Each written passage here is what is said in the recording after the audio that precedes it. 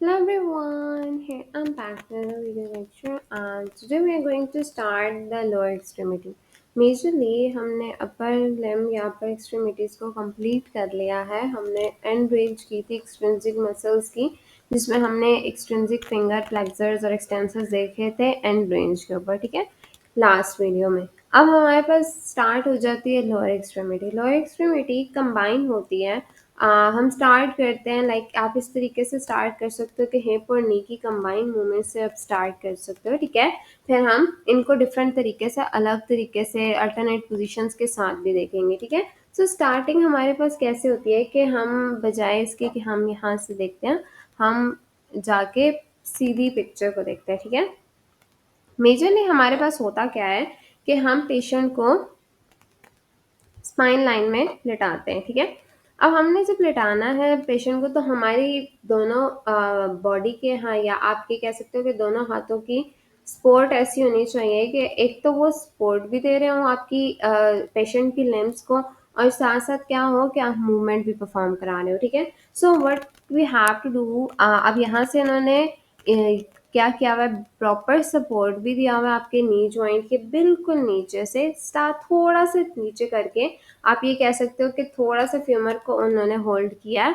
At the same time आपका जो दूसरा हाथ है वो आपकी एंकल को होल्ड कर रहा है स्ट्रेट पोजीशन में. अब एंकल को इस तरीके से होल्ड करना होता है कि जो आपका ये एंड पोजीशन होती है ना, जिसको आप टोज या फिंगर्स कहते हैं अपने एंकल की, ठीक है.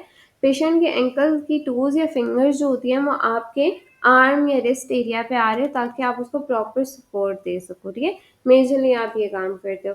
अब हमने क्या किया कि आपने मूवमेंट को इनिशिएट कराया तो इनिशिएशन ऐसी होगी, ठीक है. आप आहिस्ता आहिस्ता क्या करोगे, स्टार्ट करोगे मूवमेंट को और आपकी ये वाली स्टार्टिंग लाइक स्टार्ट आप जब शुरू करते हो तो आपके पास मूवमेंट पोजीशन ये बनेगी और जब आप एंड करोगे मूवमेंट को तो आपके पास पोजीशन ये बनेगी. अब ये मेजरली क्या हो रहा है, यहाँ पे फ्लेक्शन परफॉर्म हो रही है, ठीक है. कहाँ पे, आपके पास हिप में भी फ्लेक्शन परफॉर्म हो रही है और आपके पास नी जॉइंट में भी या नी में भी फ्लेक्शन परफॉर्म हो रही है, ठीक है. मेजरली आपके पास दोनों में फ्लेक्शन परफॉर्म हो रही है. आपको पता है कि हम कंबाइन कर रहे हैं क्योंकि हम अलग अलग नहीं किया, तो आपको पता है कि फ्लेक्शन कैसे परफॉर्म होती है. हिप की फ्लेक्शन आगे की तरफ होती है, नी की फ्लेक्शन पीछे की तरफ होती है, ठीक है. सो मेजरली हम कंबाइन नी की और हिप की फ्लेक्शन परफॉर्म कर रहे हैं. अब ये हमारे पास होगी flexion.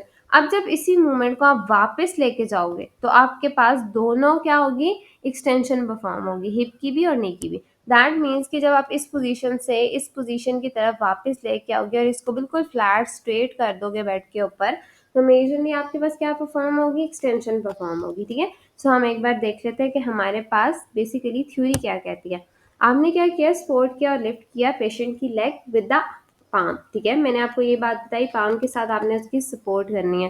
At the same time जो फिंगर्स होंगी वो टॉप हैंड को सपोर्ट करने के लिए हम ये कहते हैं कि नीज के बिल्कुल नीचे से सपोर्ट करते हैं स्लाइटली सा ताकि आपके पास प्रॉपर रहे और जो लोअर हैंड है वो अंडर द हील होता है, ठीक है. तो हम इस तरीके से कहते हैं ताकि हमारे पास एक प्रॉपर सपोर्ट, एक प्रॉपर ग्रिप बन जाए, ठीक है.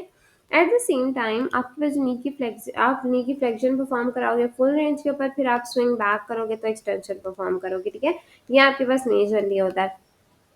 अब क्या हुआ कि अगर फुल रेंज ऑफ हिप की फ्लेक्शन परफॉर्म करनी है या नी की तो नी को फ्लेक्स होना ज़रूरी होता है ताकि आपके पास सारी टेंशन रिलीज हो, स्पेसिफिकली हैमस्ट्रिंग मसल्स के, आपको पता है, ठीक है. सो हम क्या करते हैं कि फुल फ्लेक्शन जब हिप की प्रॉपर फ्लेक्शन करवाते हैं ना, ठीक है, तो हमारे पास नी के भी फ्लेक्स करवाना जरूरी होता है. क्यों, क्योंकि हैमस्ट्रिंग की आपने रिलीज करानी. सेम लाइक दैट जब नी की फ्लेक्शन परफॉर्म करते हैं और हिप की फ्लेक्शन परफॉर्म करते हैं तो हमारे पास रेक्टस फेमोरस की भी टेंशन रिलीज होती है. सो ऑलवेज रिमेंबर कि हमारे पास क्यों रिक्वायरमेंट होती है नी और हिप की कि एक प्रॉपर कंबाइन इफेक्ट आता है आपके हैम्स और कॉर्ड्स के ऊपर, ठीक है.